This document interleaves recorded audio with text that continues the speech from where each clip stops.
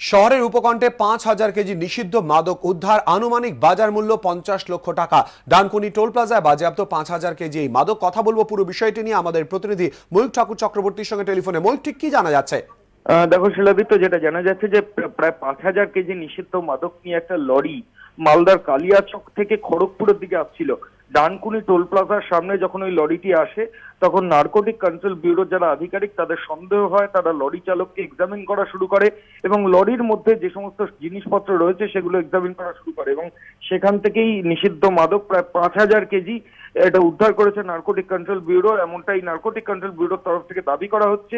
এর আনুমানিক বাজার মূল্য প্রায় ৫০ লক্ষ টাকা, ৪৫ থেকে ৫০ লক্ষ টাকা, এমনটাই সূত্র মারফত খবর। এই গোটা ঘটনায় এখনো পর্যন্ত ৩ জনকে পুলিশ আধিকারিকরা, এই নার্কোটিক কন্ট্রোল ব্যুরোর যারা আধিকারিক তারা গ্রেফতার করেছেন। আরো বেশ কয়েকজন এই র্যাকেটের সঙ্গে যুক্ত, এমনটাই তাদের অনুমান।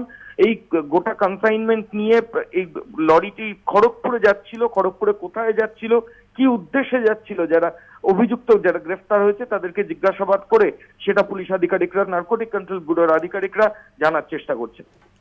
ধন্যবাদ ময়ূক। কথা বললাম আমাদের প্রতিনিধি ময়ূক ঠাকুর চক্রবর্তীর সঙ্গে।